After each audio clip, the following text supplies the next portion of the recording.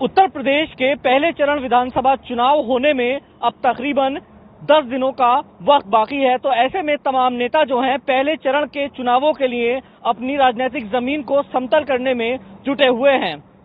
पश्चिमी उत्तर प्रदेश में लगातार तमाम पार्टियां ताकत झोंकती हुई नजर आ रही हैं। उत्तर प्रदेश के पूर्व मुख्यमंत्री और समाजवादी पार्टी के राष्ट्रीय अध्यक्ष अखिलेश यादव आज गाजियाबाद पहुंचे और उन्होंने प्रेस वार्ता की। प्रेस वार्ता के दौरान अखिलेश यादव ने भारतीय जनता पार्टी समेत तमाम राजनीतिक पार्टियों पर हमला बोला। मजबूर कर दिया और भारतीय जनता पार्टी के तीनों सारे कानून वापस लेने पड़ गए। जो लोग दावा कर रहे हैं कि किसान खुशहाल हुआ है, वो देखो कैसे अन्नदाता का अपमान किए थे और आज उनके इतने वर्षों की नाकामी के कारण गरीबी बढ़ी है। दुनिया के जितने भी सर्वेक्षण हो रहे हैं या जो आंकड़े आ रहे हैं, हमारा देश गरीब होता चला जा रहा है, गरीबी की संख्या बढ़ रही है। और जिस तरीके से कोरोना आया और हमने आपने देखा कि मजदूर अपने घर पैदल चले गए। ये सरकार चाहती तो सबको घर पहुंचा सकती थी, लेकिन इस सरकार ने किसानों को मजबूर किया, मजदूरों को मजबूर किया। और हमने आपने देखा इसी शहर से न जाने कितने मजदूर गए होंगे जो घर अपने पहुंचे। बहुत सारे ऐसे मजदूर थे जो अपने घर नहीं पहुंच पाए, उनकी जान चली गई एक्सीडेंट की वजह से, या हार्ट अटैक हुआ, या गंभीर बीमारी थी जिसके कारण वो घर नहीं पहुंच पाए। 90 से ज्यादा मजदूरों की जान गई उत्तर प्रदेश में, लेकिन भारतीय जनता पार्टी ने एक भी मजदूर की मदद नहीं की थी। अगर किसी ने मदद की थी तो यही समाजवादी पार्टी और आरएलडी के लोगों ने आगे आकर के मदद की और समाजवादी पार्टी ने 90 के 90 मजदूरों को 1-1 लाख रुपए उनके घर पे पहुंचाने का काम किया। हम लोगों ने वो समय भी देखा जहां पर एक गर्भवती महिला नासिक और महाराष्ट्र चल करके आई थी, उसके बेटी पैदा हुई, 3 घंटे में इंतजार की और उसके बाद फिर वो पैदल अपने घर पहुंच गई। कोई सरकार ने मदद नहीं की। मैं आपको कह सकता हूं, समाजवादियों की सरकार होती तो चाहे हमें जिला अधिकारी की गाड़ी से उस माँ को घर पहुंचाना पड़ता, समाजवादी लोग और समाजवादी सरकारियों को माँ जिला अधिकारी की गाड़ी से वो घर पहुंचती। लेकिन इस सरकार ने गर्भवती माँ को वैसे ही हाल पे छोड़ दिया और पैदल घर पहुंची।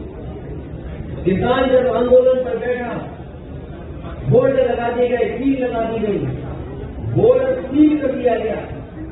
यही सर्दी में, गर्मी में, बरसात में इसी बॉर्डर पर बैठे हुए, लेकिन उन्होंने परवाह नहीं की।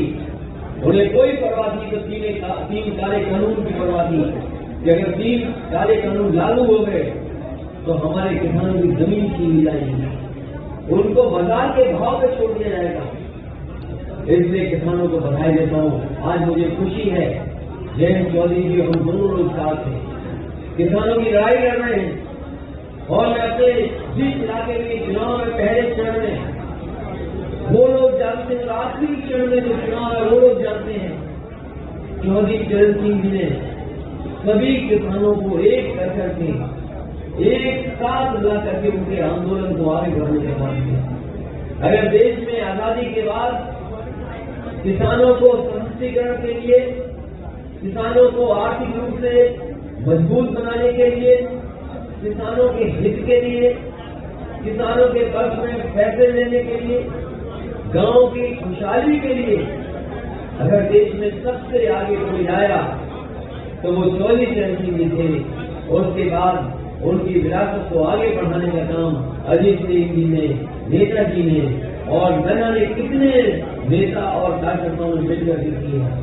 ये चुनाव जहां किसान गरीब मजदूर का है, वहीं मैंने पिछले मुजफ्फरनगर में कहा कि जयंत चौधरी जी और यहाँ पर जितने लोग किसानों की लड़ाई लड़ रहे हैं, उन्हें चौधरी चरण सिंह जी विरासत को भी बचाने का और उस विरासत को आगे बढ़ाने का भी चुनाव है। मुझे खुशी है इस बात की कि जनता का समर्थन मिल रहा है और जनता का समर्थन से घबराई हुई भारतीय जनता पार्टी गली गली घूम रही है। हम लोग जितनी भी पाबंदियां लगी हैं उन नियमों का पालन कर सकते हैं।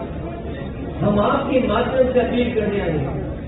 ये गाजियाबाद उत्तर प्रदेश का बड़ा शहर है। नोएडा अगर बड़ा शहर है तो गाजियाबाद भी बड़ा शहर है। अगर यहाँ के लोगों का पेट कोई भर रहा है तो वो हमारा अन्नदाता है।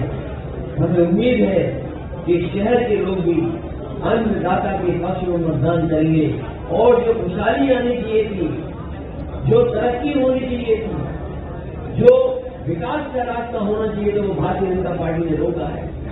यहाँ निगेटिव पॉलिटिक्स अगर कोई कर रहा है, नकारात्मक पॉलिटिक्स कोई कर रहा है, तो वो भारतीय जनता पार्टी कर रही है।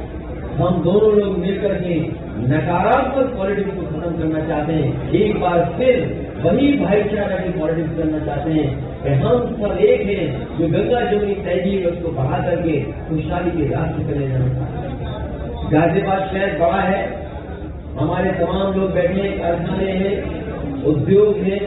मैं ये भरोसा दिला सकता हूँ कि जो चल रहे उद्योग और कारखाने हैं उनको जो मदद कर सकते हैं सरकारी कानून में वो मदद की जाएगी।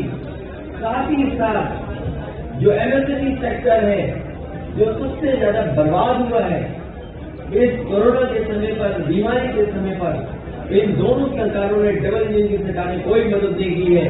अगर हमें अलग से पैकेज ला करके एमएसएमई सेक्टर को अगर सुधारना पड़ेगा तो उसको भी आगे बढ़ाने का काम समाजवादी और आरजेडी की सरकार में होगा। मुझे याद है कि यहाँ पर एक बहुत पुरानी साइकिल का कारखाना था। बंद होने की कगार पर जब आंदोलन कर रहे थे तो समाजवादी लोग पहुंचे थे। मैं तो कहूंगा कि हालांकि वो प्राइवेट सेक्टर का है कारखाना, बहुत पुराना कारखाना है। समाजवादी सरकार बनने पर साइकिल के कारखाने को पुनः जिंदा करने का काम कोई करेगा तो समाजवादी लोग करेंगे, और इसलिए करेंगे क्योंकि हमारा विशेष लगाव है साइकिल। जिस पार्टी का चुनाव चिन्ह साइकिल हो तो वो साइकिल के कारखाने को शुरू करने के लिए अगर कोई बड़ा पैकेज भी देना पड़ेगा तो देने का काम करेंगे, क्योंकि साइकिल के कारखाने से न जाने कितने और छोटे छोटे कारखाने जुड़े हैं, और उन कारखानों में न जाने कितने लोग हैं जिन्हें मजदूरी मिल रही है, काम मिल रहा है, रोजगार मिल रहा है। हमारा स्वार्थ, हमारा लालच ये है कि हम लोगों को रोजगार और नौकरी दे दें। अगर रोजगार और नौकरी के लिए हमें कोई बड़ा पैकेज भी देना पड़ेगा तो समाजवादी सरकार के लिए नहीं हटेगी। ऐसे कारखाने उद्योग को सहयोग करने का काम करेंगे। मैं आप सबके माध्यम से देश तक ये संदेश देना चाहता हूँ। आज 29 जनवरी है और जो बीती रात है 28 जनवरी की रात, जो एक साल पहले यहीं पे कुछ दूर गाजीपुर बॉर्डर पे जो कुछ भी किसानों ने देखा और सहन किया वह उनका अपमान नहीं था। वे देश में, गांव में रहने वाले, खेत खलिहान में मेहनत कर रहे हर एक किसान और मजदूर का अपमान। हमें उस अहंकार को दूर करना, और वो पीड़ा और दर्द आज भी जिंदा है। कानून वापस हुए हैं, लेकिन जिस तरीके से लखीमपुर में किसानों को कुचला और जो तैयारी 28 जनवरी की शाम को सरकार और सरकारी गुंडों ने कर रखी थी, यही लोनी के भारतीय जनता पार्टी के विधायक की जो मंशा थी, कोई भी किसान बिरादरी से आने वाला व्यक्ति उस बात को भूला नहीं था। और उन क्षणों में जो भावुकता थी किसान नेताओं की, जो भावुकता थी स्वर्गीय चौधरी अजीत सिंह जी की, और जिस तरह से उन्होंने किसान आंदोलन के प्रति अपना समर्थन जाहिर किया और हम सबको आशीर्वाद किया, जो ताकत और हिम्मत उन्होंने दी कि किसानों तुम अकेले नहीं हो, तुम न्याय की आवाज हो, तुम्हारी आवाज में बुलंद करो। उनके वो बोल हमारे देश के राजनीतिक इतिहास में, किसान आंदोलन के इतिहास में स्वर्ण अक्षरों से लिखे जाएंगे। और इसलिए ये चुनाव, ये फैसला मतदाताओं को करना है। एक तरफ वो सरकार है जो किसानों को दबाना चाहती है, जहां कोई सुनवाई नहीं होती, जहां कोई वादा पूरा नहीं होता। युवाओं को तय करना है, एक तरफ वो लोग हैं जो आपको पीटते हैं, लाठी चलाते हैं, नौकरी से आपको वंचित रखते हैं, और दूसरी तरफ अखिलेश जी का विजन है, आरएलडी और समाजवादी पार्टी का प्रयास है।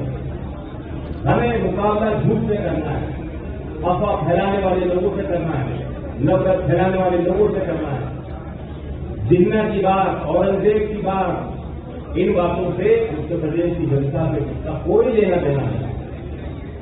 हम नौकरी और विकास की भाषा बोलने वाले लोग हैं। अखिलेश यादव ने कहा कि उत्तर प्रदेश से भारतीय जनता पार्टी का राजनीतिक पलायन होने वाला है। उत्तर प्रदेश का नौजवान और किसान तैयार है। 10 मार्च को जो नतीजे आएंगे वो चौंकाने वाले होंगे। शहजाद आबिद, ETV भारत, गाजियाबाद।